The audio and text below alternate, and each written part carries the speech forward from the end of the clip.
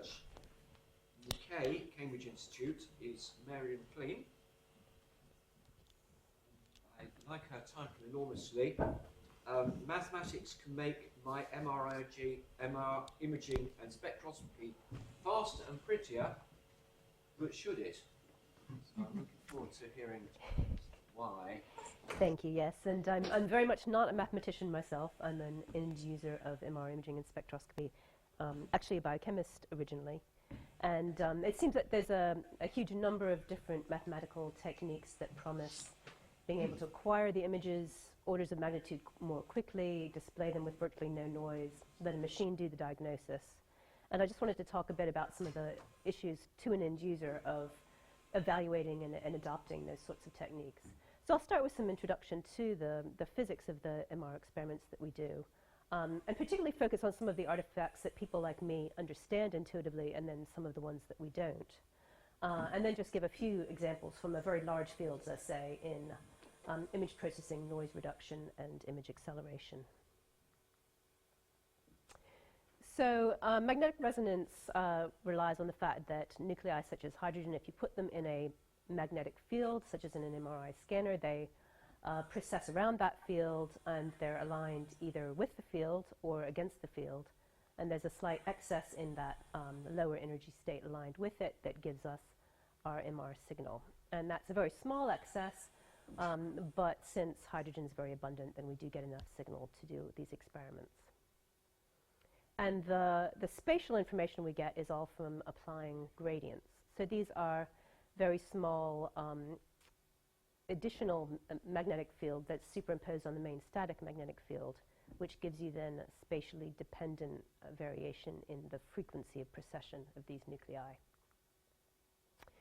So this is illustrated here. We would normally have hydrogens precessing at the same rate, but if we apply current through these gradient coils in the magnet, then we make the spin faster at one end than the other, and then this gives us a signal that we acquire, which is at different frequency in the different locations. What we actually acquire is a superimposition of all these frequencies, but we can then, with the Fourier transform, separate out these different frequencies and therefore where they came from spatially.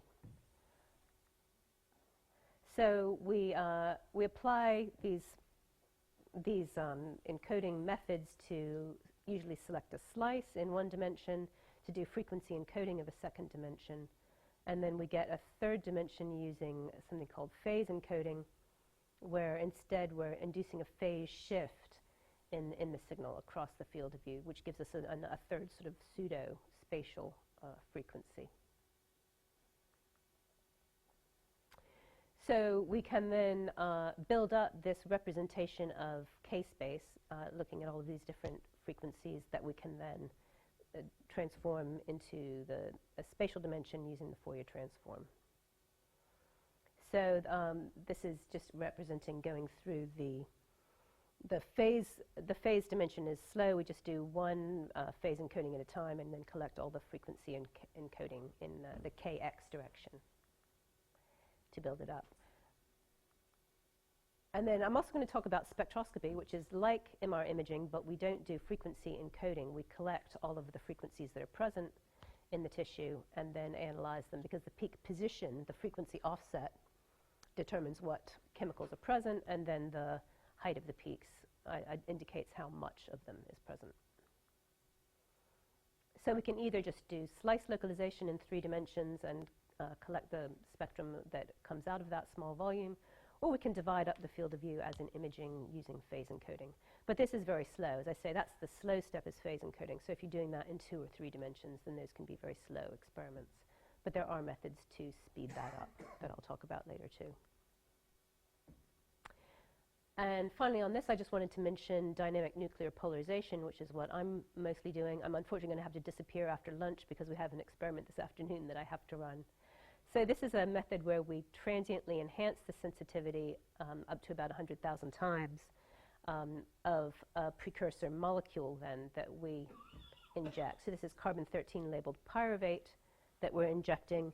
And this sits at the center of a few interesting metabolic pathways. We can see its conversion to lactate or alanine, or if it's burned up as fuel in the TCA cycle, then it releases bicarbonate. And we can collect dynamic spectra of this, looking at those peaks.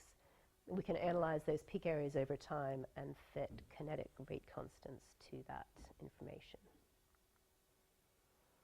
So the most important quality metric that we evaluate different hardware and pulse sequences and other methods with is the signal-to-noise ratio. For spectroscopy, that's very easy to measure. We just measure the height of the peak, and we measure the standard deviation of noise in an area of spectrum that's free of peaks. And we can use this to not evaluate different techniques, evaluate our confidence in the measurements that we're making, monitor performance over time, and so on. It's a little bit more complicated in imaging, but if it's a very simple bit of hardware with one coil, we can just put a region of interest in some area of signal, another region of interest in the background to measure the noise in that, which should be a nice Gaussian distribution. If it was real signal, we usually measure magnitude signal, so we would have to convert the sort of standard deviations that we measure into a sort of Gaussian space traditionally to calculate what the signal to noise is. So now I wanted to talk about some of these artifacts that we're used to seeing. So this is an example of some vessel imaging where there's a quite unusual vessel coming down from the kidney, which of course is actually an injection line which is outside the body, which is wrapping in.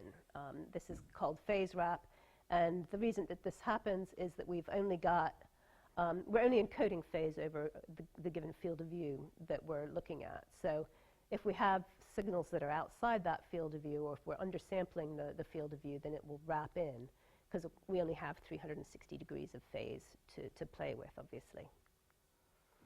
We also get things such as ghosting of vessels. The aorta has very rapid and pulsatile flow going through it, so those spins are experiencing a phase that's modulating over time in a slightly irregular way. So when we Fourier transform that, we get a range of different frequencies occurring, which can be seen as little ghosts of the aorta appearing in different parts of the image, going up in a vertical line there mostly.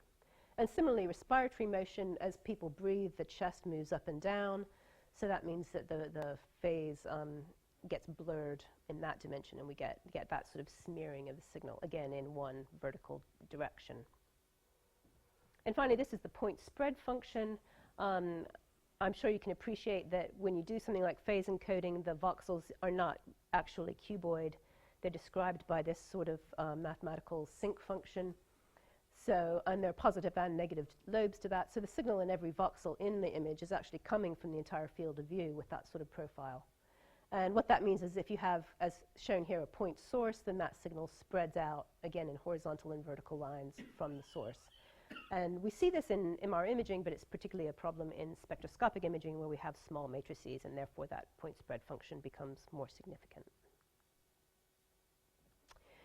So now I want to talk a little bit about some processing methods, and I'm going to start with the very most basic function that we use, which is apodization in a spectrum. So we've acquired a free induction decay, but most of this later stuff is just noise. So if we multiply it by a Gaussian filter or something, we de-emphasize all that noise at the end, but we preserve the signal at the beginning.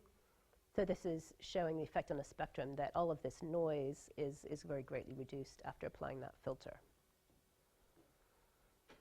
But even something as simple as that can affect the results of a quantitative analysis that you perform later on.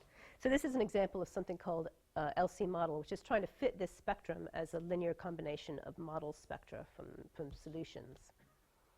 And so if this is the raw data, so it's the red thing is showing you the spectrum it's fit. It's also fit the sort of baseline that's coming largely from unsuppressed water over here. And it also shows you then the residual from this spectrum, which ought to be the true noise in the data. And it uses that noise in order to compute things, well, a sort of uncertainty in the fitting that's based on Kramer-Rao bounds. So if so we're meant to send the raw data to this analysis package. If instead we apply some apodization first, then we get what looks like better results, right? Because those Kramer-Rao bounds are lower, but that's because it's underestimating the true noise that's present in the system, and it can have quite big effects on the metabolites that are fit, the baseline that's fit, and so on. So, I mean, this is something we would never actually do as pre-process, but I'm using that as a sort of analogy for the sorts of more complicated mathematical techniques that are also in the literature. So this is an example of denoising. And this is a very attractive thing to do because our data is very sparse. We collect hundreds or thousands of points in the frequency direction, but we've only got, say, 2 to 6 well-separated peaks in these spectra. And the time course is also sparse. They're generally changing quite slowly over time. So this was a paper doing tensor decomposition to denoise this data. And the biological question they're asking here is the pyruvate being converted to bicarbonate.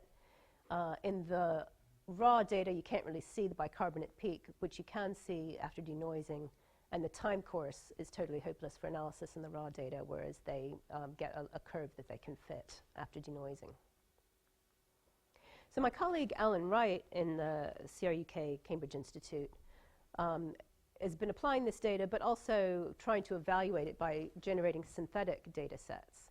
So here he's just defined 2 ellipses with a spectrum assigned to each compartment, and then downsampled with Fourier transform to the typical sort of resolution we might acquire, and added in noise so it looks more like the sort of data we actually acquire, and then applies this sort of denoising technique.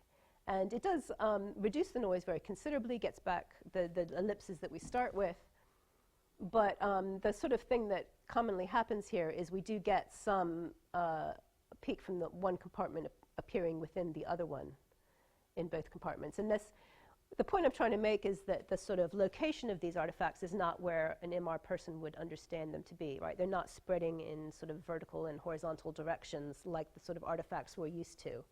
And because of the large scale difference between the precursor and product, that we have, this could mimic the actual metabolic pathway that we're looking for being present, because we are getting this sort of mixing coming out of the algorithms in places that an end user wouldn't understand.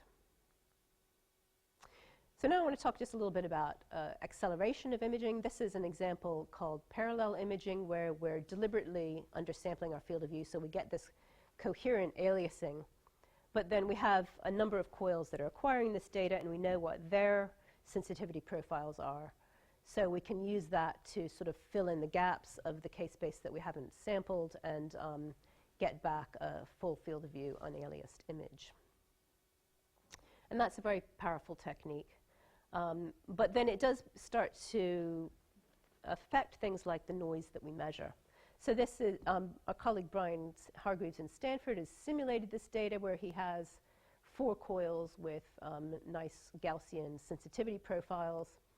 So if we had a single channel and you had this sort of noise, then depending on how you combine the data from the different coils, if you just did a sum of squares combination, you get a sort of shading of the signal, where you have brighter signal around the exterior and low signal in the middle.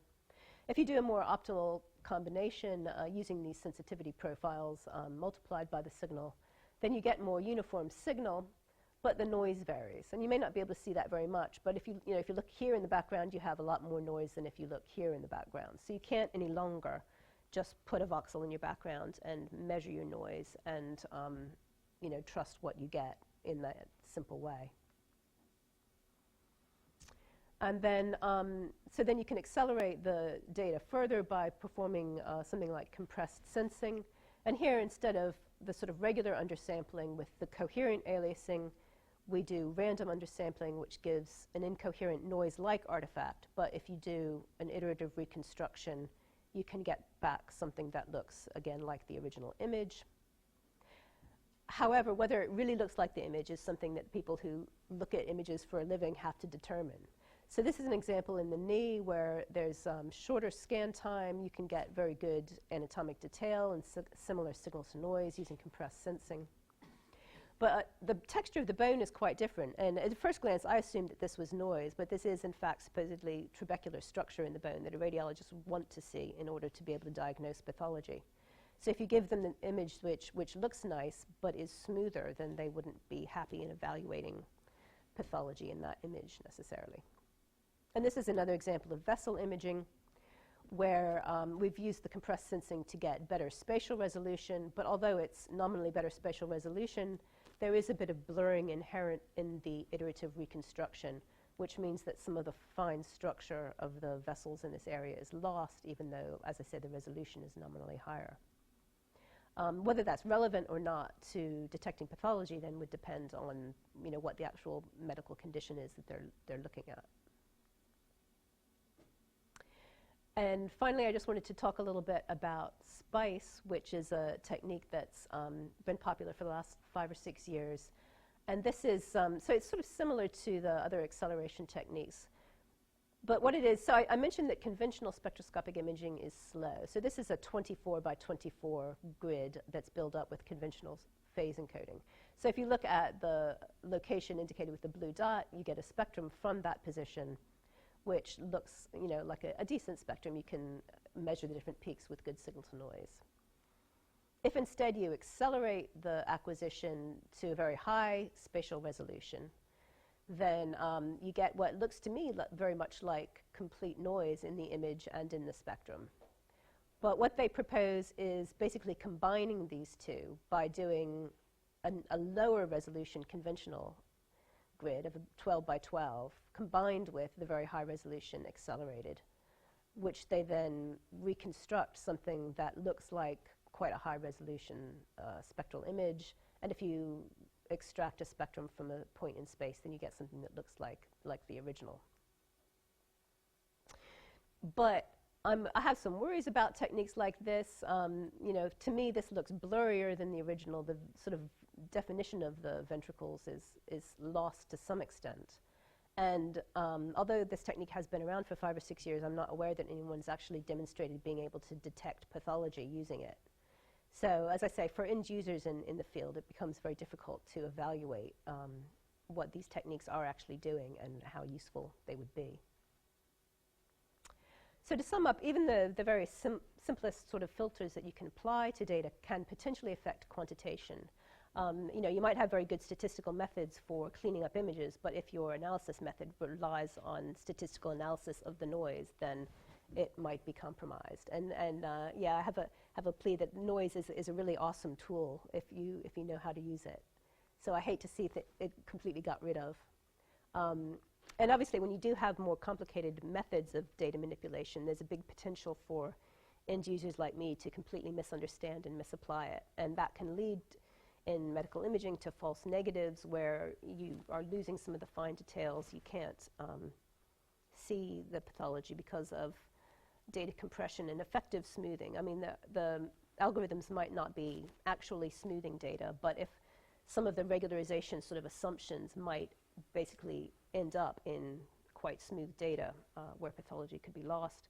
Or you could also get false positives, as I say, where just signal is popping out in unexpected places from different algorithms.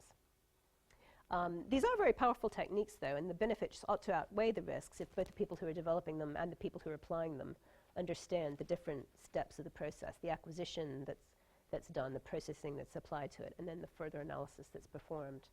And obviously, they have to be tuned then to the biological question. What are you using these images to try to detect, and will you still be able to detect it? And then finally, just to convince a skeptic that your method works, you always need to be able to demonstrate that you can actually detect pathology using the images, that you haven't smoothed over it in any way. And with that, I'd just like to thank the large number of people that I took slides from to put this together, and ask if there's any questions. Thanks.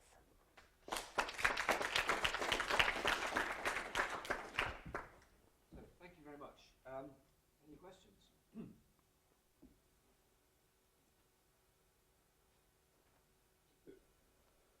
I guess pathologies are like outliers, and I'm just wondering, do you have a precise model for noise?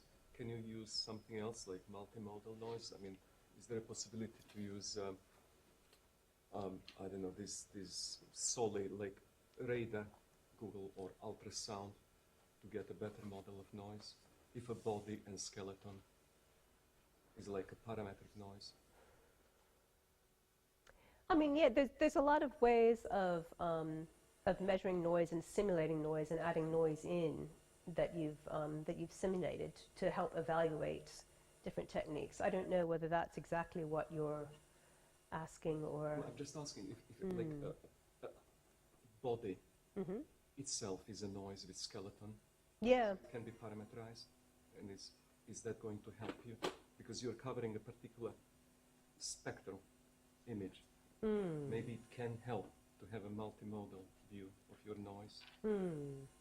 I mean, the noise does depend on the exact sample that you've put in. You know, a bigger person will have more noise than a smaller person.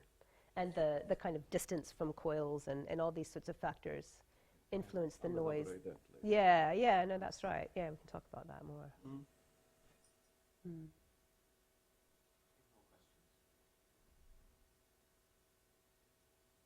Not, I think we'll thank Mary again, and we will now break for lunch. So lunch is sort of over there, and it's a sort of buffet type lunch. There are also posters around, so I encourage you to have a look at those.